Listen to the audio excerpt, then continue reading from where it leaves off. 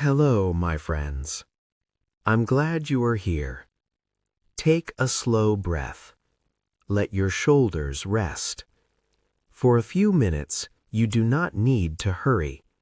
We can listen slowly, together. Have you ever noticed how a warm drink can feel like a small pause? Not a big change, just a small moment. Warm hands, a slower mind. Have you ever wondered how one warm drink traveled so far? How did it reach far towns and distant homes?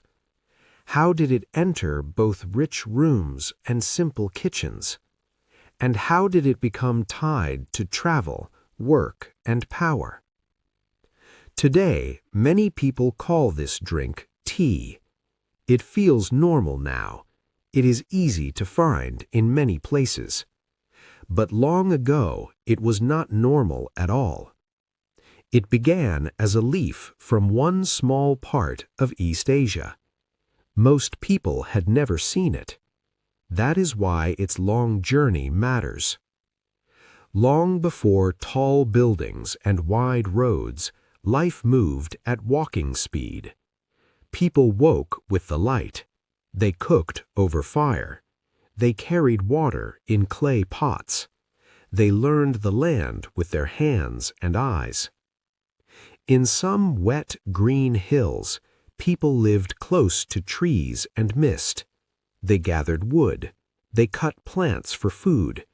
They used roots and leaves when they felt unwell. They watched which plants helped and which plants harmed.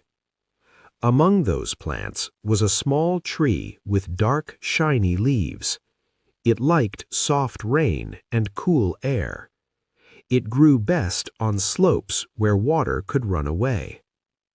Maybe the first tea drink began in a simple way. A person set a pot of water near a fire. A few leaves fell in. Or someone placed leaves in hot water on purpose, just to try. Either way, people noticed clear things. The water changed color. A strong smell rose up. The heat felt good after a cold morning. The taste was bitter, but it also felt fresh. It helped people feel awake. It did not feel heavy in the stomach. At first, tea stayed close to where it grew. Families did not drink it every day. They saved it. They shared it on certain days. They offered it to visitors they respected. Tea also needed careful work. Fresh leaves do not last long. If they stay wet, they spoil. So people learned to dry them. They spread leaves on mats. They turned them with careful fingers. They kept them away from rain and heavy smoke.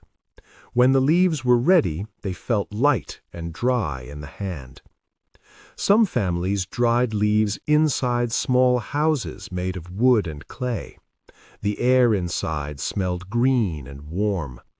A child might sit near the door and watch.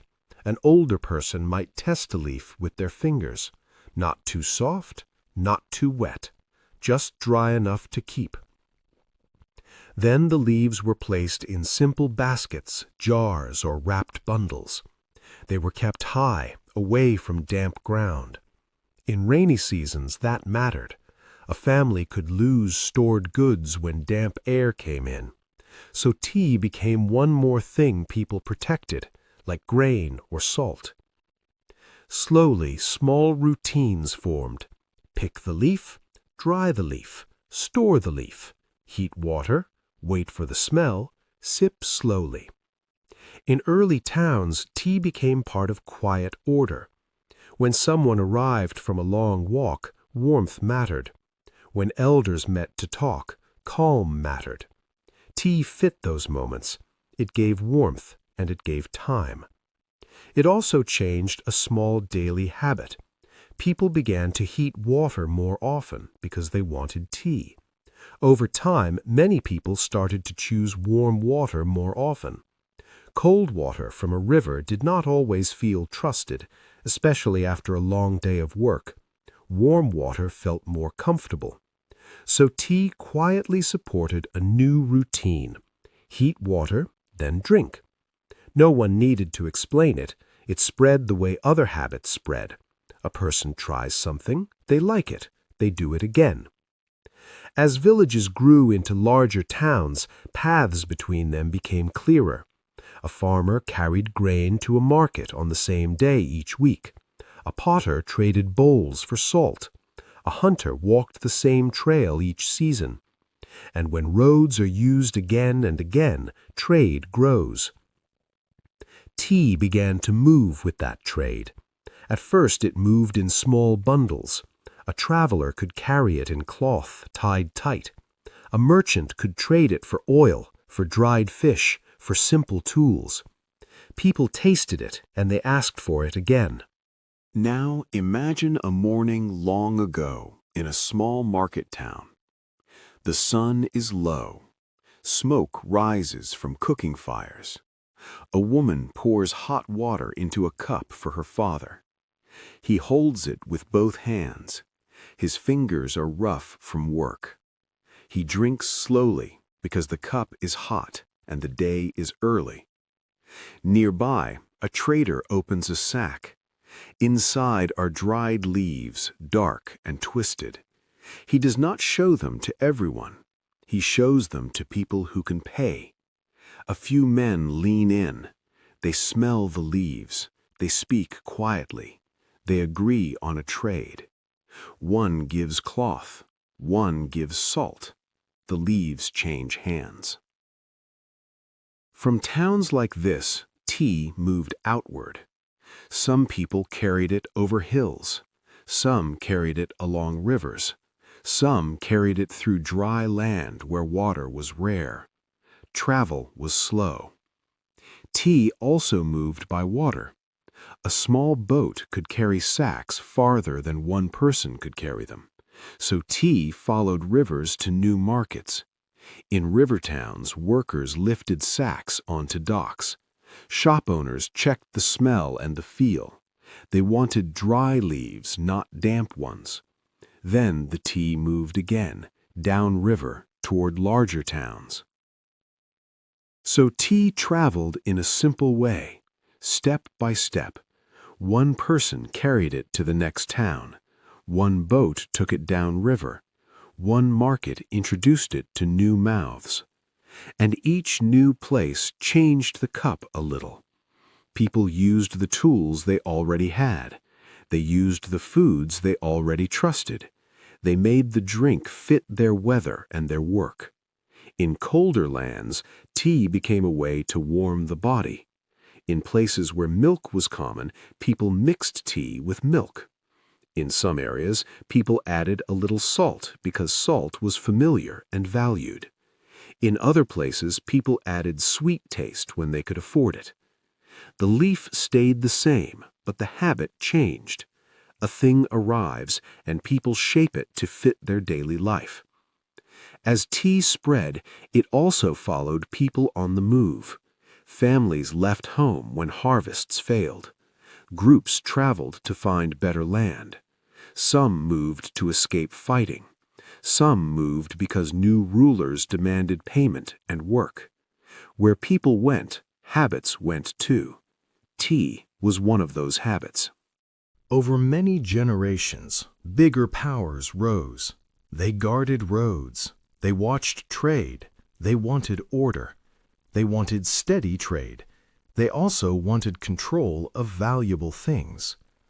Tea was valuable because people wanted it, and it did not grow everywhere. So leaders watched it closely. They counted it. They stored it. They took a share of it as payment. They tried to decide who could sell it and who could not. In some places, tea was made into hard blocks. Hard blocks were easier to carry on long trips. They were easier to stack and store. They were easier to count. And in some markets, people could trade them like money. Picture a long road through a mountain pass. The air is thin. The wind is cold. A line of animals carrying loads moves slowly. Bells hang from their necks. Men walk beside them with sticks and ropes. On the animals are bundles and blocks, grain, cloth, metal, and tea. At night they stop near a fire. Someone breaks a small piece from a tea block. They heat water in a black pot. The steam rises into the dark. For a moment, everyone feels warm. Sometimes tea traveled with soldiers too. Armies marched far from home. They needed simple comfort and steady routines. A pot of hot water could calm tired bodies. A shared drink could help people rest. So tea followed camps and roads, and it entered new regions through movement that was not peaceful. In towns along trade roads, tea created new spaces. A traveler could sit, drink, and rest their feet. They could listen to news. They could trade stories about storms, robbers, and closed passes. Tea helped people talk without rushing. But when something becomes valuable, problems often follow. Many people only see the warm drink. They do not see the work behind it. They do not see how power can grow around a valuable thing. To grow tea in large amounts, many hands are needed. The plants must be trimmed, the rows must be kept clean, and the best leaves are small young leaves. That means careful picking again and again. Imagine a hillside covered in tea plants. Workers walk between rows. They bend, they pick, they place leaves into baskets. They move on, row after row. After picking, the work still does not end. Leaves are spread out and dried with care. People watch them, turn them, and protect them from rain. If the weather changes, everyone must move fast. If heat is too strong, the smell becomes weaker. So tea work is not only in the rows of plants, it continues near the drying place. It is quiet work, but it needs care. As demand grew, owners wanted more land for tea. In some places, outside rulers arrived. They wanted tea for faraway buyers in big cities. They wanted it steady, and they wanted it cheap. Some local families lost the land they used before. Many workers had to live close to the fields. Their days were measured by hours and by baskets of leaves. If the weather was bad, they still worried, because a missed day meant less food. This connection was not equal. In distant cities, people drank tea in quiet rooms. They felt calm and warmth. They did not see the long rows of plants. They did not see the tired hands. Still, the world kept changing. New machines appeared. New kinds of ships crossed seas more often. Roads became wider. Rail lines carried goods faster than any animal could. Tea, once rare, became more common. Tea moved from small local trade to large trade across many countries. Before, a traveler carried a small bundle to the next town. Later, ships carried heavy loads across the sea. In ports, workers lifted sacks onto docks. In large storage buildings, tea was sorted and packed in big amounts. From there, it moved again, into shops, into homes, and into daily life. Tea also became easier to use. In many homes, hot water became easier to make. People did not always need a fire outside. They used a stove. Later, many used a small kettle.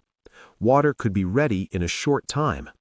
Small bags of tea appeared, and they made tea simple. A person did not need to dry leaves or store bundles. They only needed a cup and hot water. Tea could be made at work during a short break, even in small offices. It could be made on a long train ride. It could be made in a hospital, beside someone resting. Some people missed the older way, the smell of loose leaves, the slow wait. But many people welcomed the new ease. Life in modern towns was fast. Work hours were long. Tea stayed because it could fit that pace. Now let's return to the present and to you. Next time you hold tea, notice the simple things, the warmth in your hands, the soft steam, the small, quiet space it creates. Then remember this. For most of human history, tea was not simple. It had to be found in a certain kind of land. It had to be dried and stored with care. It had to be carried over long roads. It had to be traded and protected. Somewhere long ago, a person sat near a fire at the edge of a forest. They warmed water and watched the pot. They smelled the leaf in the steam. They felt a small calm in a hard life. Somewhere else, a traveler walked with a heavy load. They carried tea not for comfort, but for trade. Their feet made the road again and again. Somewhere else, a worker bent over green rows on a hillside. They picked young leaves one after another. Their work fed cups they would never see. These people did not know your name, but your cup is connected to their days. Tea is ordinary today, but it once shaped movement across land. It shaped trade between towns. It shaped work in fields. It shaped power on roads and in markets. So if your day feels busy, let tea remind you of something simple. Human life has always needed small pauses, and sometimes a small leaf helped people find that pause. Take one more slow breath. Hold your cup if you have one, and let this quiet story rest with you for a moment. If you enjoyed this video, give it a big thumbs up. Share it with your friends, and don't forget to subscribe for more videos.